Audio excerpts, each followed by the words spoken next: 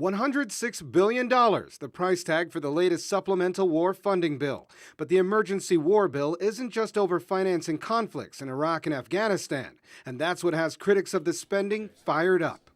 These are operations that should have been planned for in the regular budgeting process. On top of that, the supplemental spending bill always includes a bunch of what we call pork projects, pork barrel projects, where things that are unrelated to anything in the actual main part of the bill.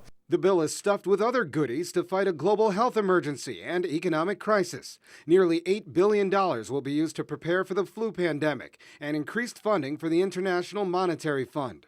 Congress also added $1 billion to start a Cash for Clunkers program that gives Americans vouchers up to $4,500 to turn in their old cars and purchase more fuel-efficient ones.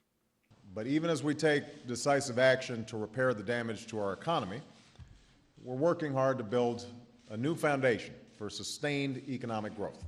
But the bill also stuffs in money for fighting drug trafficking in Mexico, UN peacekeeping, and Gulf Coast hurricane victims.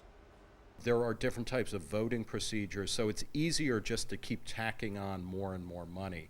And it kind of happens while the taxpayers aren't paying attention. The war funding bill could have cost even more, but Congress removed the money that would have been used to close down Guantanamo Bay Prison. President Obama wanted $80 million to do that, but he was denied. Congress just wasn't convinced that he had a proper plan to deal with reinstated detainees. Some of the detainees could resettle in Europe under an agreement with the European Union, but the joint effort is not binding. The full price tag on that could come later.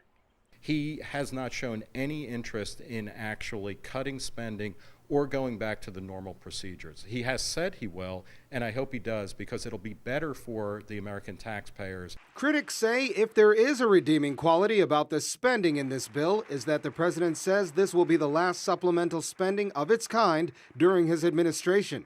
For Press TV, Colin Campbell, Washington.